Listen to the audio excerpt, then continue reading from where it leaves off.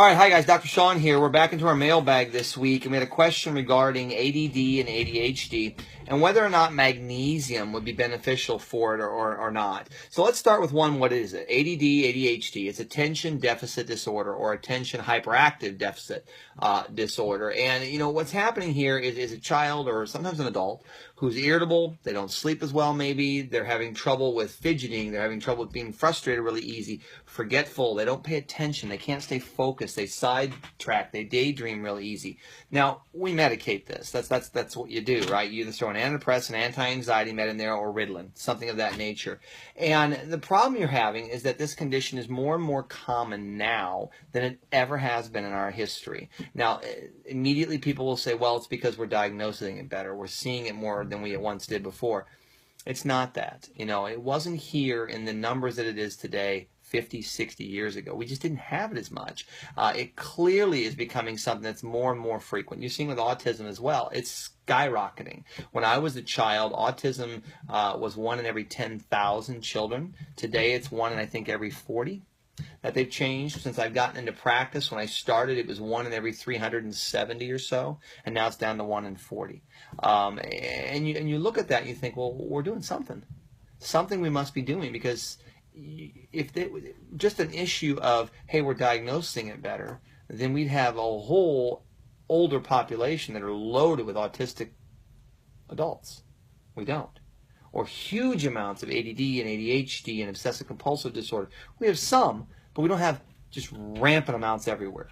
So it comes back to what's changed, what's so different about today versus, 50, 60 years ago, and it goes back to our environment. You know, we look at what we use today. Just look around. I'm FaceTiming you now, or creating a video here after I've got a computer in front of me and I can go anywhere. I can Google whatever I want to look at, or I can talk to anybody anywhere in the world. You couldn't do that 60 years ago. Television 60 years ago was a rarity. It wasn't in everybody's home all over the place. You didn't have 10 of them in your house. Cable didn't exist. I mean, all these things have changed. So technology has advanced forward, and so has the food industry.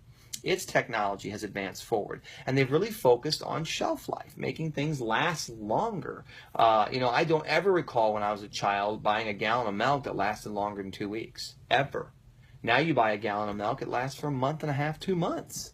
And you're like, how's that possible? What have they done to that milk to make it last that much longer? Well, I think it's those technological kind of advancements and breakthroughs that we have that help us in certain parts of society, but they might be hindering us in others. And I think that's what you definitely see with ADD and ADHD. Now, as far as the magnesium goes, yes, it can be very effective in helping a child, because magnesium plays such an important role in so many body processes. You'll see it with DNA replication, you'll see it in metabolic processes, transporting nutrients like potassiums and calciums. You'll see it with how cells turn over. It's a very, very, very important player, and it's a major player with the nervous system. Now, the downside, when you go bringing in one individual nutrient into a body that doesn't really exist by itself anywhere. You can't go pick magnesium off a bush or a tree or a blade of grass. You have to extract it from something, a salt or this or that, which means it's not really by itself in nature anywhere. Then you get into trouble, because now you're playing in the drug world. And that's one of my big knocks against vitamins and minerals and things being taken individually and in large amounts, is that it's not really nutrition. Nutrition is the study of your diet, how you digest that diet, absorb that diet, transport, utilize, and produce a waste. It's not one ingredient. It's not just vitamin C or just B or just E or zinc. So you got to be a little careful there, because when you go bringing in large amounts of one mineral into a system that's already balanced, then you tend to throw things off. So it can be useful, but you have to be smart about how you do it. Now, how would we handle this in practice? I see it all the time. The first thing you do, you run the 24-hour urine test, because the urine is going to tell me what is the body holding on to, what is it throwing away. So if this person is mineral deficient, you're going to see it. You're going to see it right away on the urine test. We then run an exam, and the exam kind of tells me, I can palpate and touch and look for reflexes on the body. Very much when you tap the knee and the foot kicks, it's the same concept. I'm just looking at organs and how they're trying to communicate back with the brain.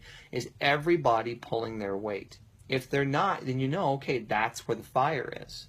Now, once you've done this, you go back and focus on things the body has to have. When it comes to ADD, the number one thing, I know everyone says stop the sugar. Sugar excites the body. It excites the nervous system. And yes, it depletes the thyroid, which just happens to be magnesium driven.